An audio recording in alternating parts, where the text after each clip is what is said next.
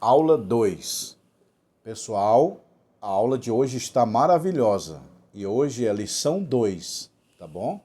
Missiologia, estudo sobre missões. Hoje nós vamos estudar sobre Paulo, as viagens missionárias de Paulo, lição 2. Se você tem esse livro em casa, abre na lição 2. Se você não tem, entre em contato comigo para você adquirir os seus livros. Aqui os livros, ó. Tá bom? As viagens missionárias de Paulo. O maior empreendimento do mundo são as missões estrangeiras. Tá bom? Primeira viagem de Paulo. Ponto de partida. O ponto de partida da primeira viagem missionária de Paulo foi da Antioquia da Síria. A Síria é um país. Só que tem dois países. Antioquia da Síria e a Síria. Tá bom? Paulo estava na Síria, Antioquia da Síria, em Atos capítulo 13, versículo 1 a 4, e ele vai na sua primeira viagem missionária desse país, da Síria, na cidade de Antioquia. Para quem não sabe, Antioquia é no país da Síria. E Paulo chama quem para ir na primeira viagem? Paulo e Barnabé, a primeira viagem. Aí Barnabé chama quem? Marcos. Quem é Marcos? Sobrinho de Barnabé. Que tinha uma média de uns 16 anos de idade. E aí durante a viagem, esse jovem ficou com medo. E aí Paulo ficou nervoso, discutiu com Barnabé. Você vai levar uma criança, um menino para fazer missão. Agora ele quer voltar e nós temos que voltar, vai atrapalhar a nossa viagem. Aí Barnabé não gostou da discussão e se separou. Paulo se separa de Barnabé na sua primeira viagem e depois ele encontra um novo parceiro que é Silas. Paulo e Silas na prisão, lembra? Que Silas foi preso junto com Paulo porque Barnabé abandonou Paulo por causa da discussão que ele teve por seu sobrinho Marcos. E aí Deus prepara Silas para isso. Paulo e Silas, que fez muitas missões. Barnabé e Marcos se acompanham para essa viagem. E Paulo faz essa viagem missionária com Barnabé. Barnabé era o mestre da igreja primitiva. E depois ele se separa e encontra Silas. Essa foi a primeira viagem de Paulo. Depois disso, Barnabé foram para Debo. Olha aí, Paulo e Barnabé andaram muitos antes de separar, tá bom? Mas separou na primeira viagem.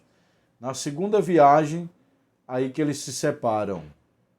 Depois do Concílio de Jerusalém, Paulo escreveu outra viagem.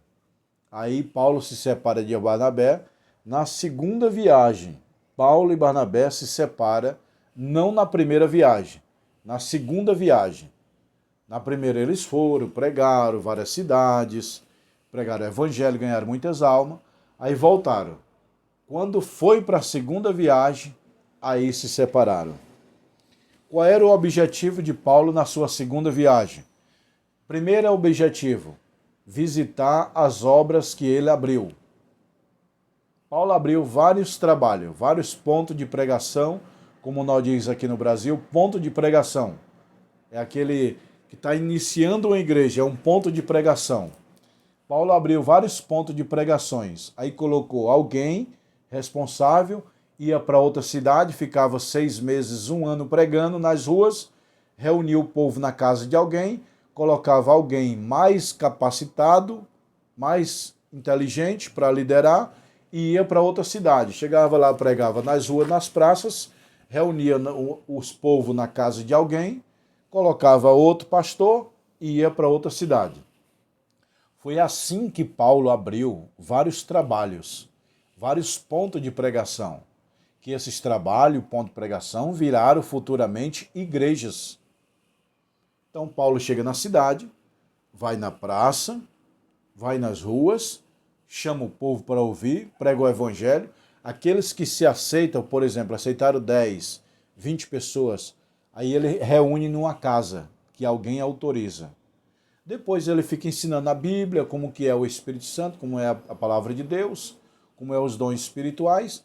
Depois que ele ensina por 6 meses, 1 ano, aí ele coloca uma pessoa mais capacitada para liderar aquele grupo. Aí já parte para outra cidade. Na outra cidade ele faz a mesma coisa. Prega o evangelho nas ruas, nas praças, reúne o povo em uma casa, coloca uma pessoa e parte para outra cidade, outro país. Foi assim que Paulo fez. Paulo foi o maior missionário da Bíblia. Ele pregou em todos os países vizinhos de Israel. Na Síria, na Espanha, na Itália, na Grécia. Todos os países, Roma, Israel, todos os países vizinhos a Israel, Paulo prega. Naquele tempo de Paulo, ele pregou em todos os países que existiam na sua época. Paulo foi um grande missionário. E Paulo não andava de avião, de carro, não. Ele andava de camelo, cavalo, a pé ou embarcações. Barco. Então, o objetivo da segunda viagem de Paulo era visitar os trabalhos que ele abriu. Vamos lá visitar, vamos lá ver como que está os trabalhos que eu abri. Passou num, o trabalho cresceu. Passou no outro, cresceu. Passou no outro, faliu. Passou no outro, o povo lá teve uma dispersão. Paulo não teve só sucesso nos trabalhos, não. Alguns pastores que Paulo deixou, Paulo menciona, eu deixei pastores que esses pastores viraram lobos. Entendeu? Acabou com o trabalho. Muitos trabalhos que Paulo criou, quando ele chegou lá não tinha mais. O povo se dispersou, se desentendeu, o líder que ele colocou não se deu bem, se dispersou. Já outros trabalhos, outros pontos de pregação viraram grandes igrejas no tempo de Paulo. Mas aí se cumpre a palavra de Jesus, né? O semeador saiu a semear, plantou semente na terra, nasceu. Plantou nas pedras, não nasceu. Plantou no espinho, não nasceu. Plantou na terra, o passarinho comeu. Então tem 4 tipos de semente. A boa semente, que planta e nasce, que é 25%. A semente dos espinhos, que os espinhos sufocam. A semente das pedras, que a pedra não deixa criar raiz e morre. E a semente que o passarinho comeu. Então, quando a gente prega uma palavra, só 25% das pessoas ficam firmes e fortes. Porque 25% o passarinho comeu, que é o diabo que tirou a palavra do coração. 25% caiu em pedras, que a pedra não deixa ter raiz, ela acaba morrendo. Caiu nos espinhos, que é o problema da vida, e sufoca as pessoas. E os outros 25% caiu em boa terra. Então, de quatro pessoas que você ganha para Jesus, só um vai ficar firme e forte, vai se tornar um bom membro ou um bom obreiro. Os outros vão se perder. Jesus mesmo ilustrou a parábola do semeador. Foram 4 sementes. Uma produziu boa semente, bastante. A outra caiu nos espinhos, o espinho sufocou. O que caiu na pedra não criou raiz, porque não deixava criar raiz. E outro que o passarinho comeu, que é o diabo que tira a palavra do coração do homem. Então, não pensa você que você ganhar 100 pessoas, as 100 vai ficar firme. Não. Umas vão se desviar, outras vão ficar fracas na fé, vai desviar, outros saiu do caminho. Mas o importante é que 25% vai ficar firme. De cada 4 pessoas que você ganhar, um vai se firmar firme e forte. 40 pessoas que você ganhar para Jesus, 10 vai ficar firme. 10 o diabo vai tirar do caminho, 10 não vão suportar e 10 não vão criar raiz, vai dispersar e morrer. Tá bom? E com Paulo não foi diferente. A cada 4 trabalhos que Paulo abria, um prosperava e os outros 3 morria, desfazia ao longo do tempo. Paulo pregou em Troade, Atenas, que se não me falha a memória foi na capital da Grécia, Filipos, Paulo pregou, Tessalônica e Bereia. Falar em Tessalônica, pessoal, eu vou ensinar para vocês. Paulo pregou na cidade de Corinto. Corinto é a cidade. Coríntios é o povo. É igual Minas e mineiros. Maranhão e maranhenses. Bahia e baianos. Entendeu? Ceará e cearenses. Então, é a terra e o povo. Corinto. Paulo pregou em Corinto. Corinto é a cidade. Coríntios é o povo. Tessalônica, a cidade. Tessalonicenses, o povo. Colosso, a cidade. Colossenses, o povo. Filipos, a cidade. Filipenses, o povo. Gálatas, o povo. Galácia, a cidade. Éfeso, a cidade. Efésios, o povo. Então não existe a cidade de Efésios, não. A cidade de Éfeso. A cidade de Coríntios, não. A cidade é Corinto. O povo é Coríntios. Éfeso, Efésios. Colosso, Colossense. Tessalonicenses, Tessalônica, a cidade. Filipos, Filipenses. Colosso, Colossenses. Entendeu, pessoal?